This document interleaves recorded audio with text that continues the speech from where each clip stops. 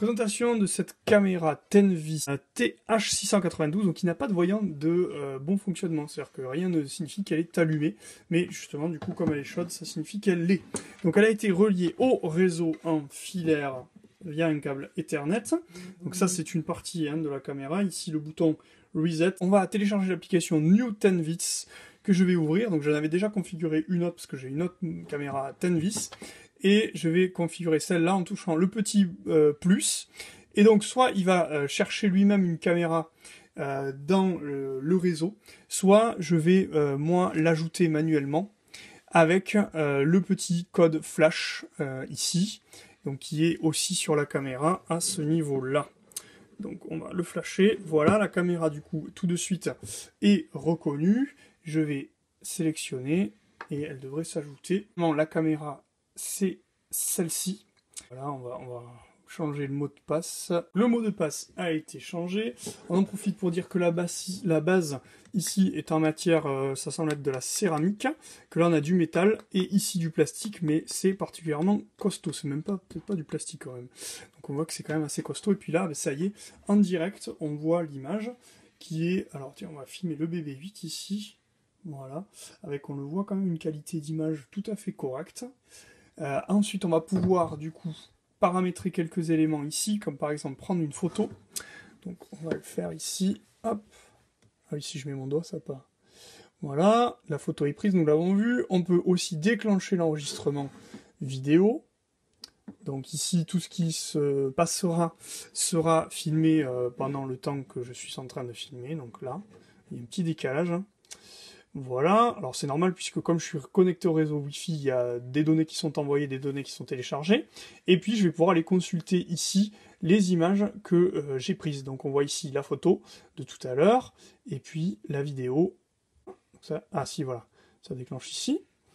Visiblement, il n'y a pas de son par contre. Alors, comment la configurer? Il y a une petite roue crantée ici qui va nous permettre de déclencher le type de notification que l'on veut. Donc là, par exemple, on va faire une détection de mouvement max. Donc dès qu'elle va détecter un mouvement, elle va envoyer une notification push.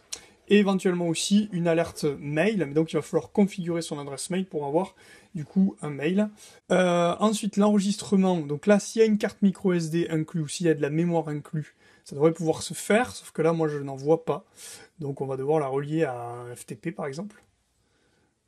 Donc là, sur l'alerte, on va déclencher l'enregistrement. Voilà, sur la carte micro SD. On va tester ça après. Donc on peut aussi la régler et la relier à un réseau Wi-Fi. Là, moi, elle est reliée en Ethernet, donc ça ne m'intéresse pas. On peut faire un renversement vidéo si la caméra est mise dans un sens ou dans un autre. Choisir le niveau de qualité, on va mettre max aussi. Et enfin, dans le général, surtout lui donner un nom. Par exemple, si vous en avez plusieurs, là, ce qui est mon cas, une qui s'appellerait salon, une qui s'appelle, par exemple, extérieur.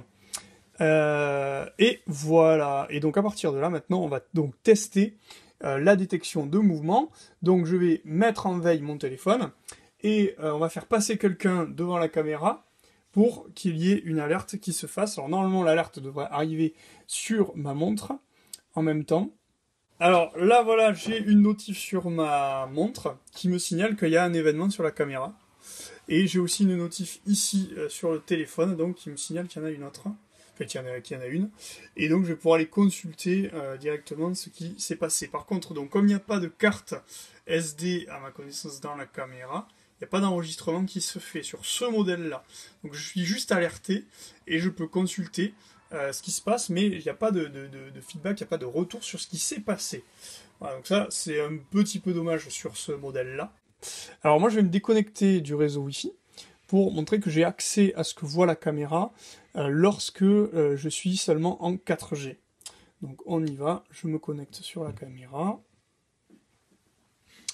Et on va voir en direct lorsque je vais bouger.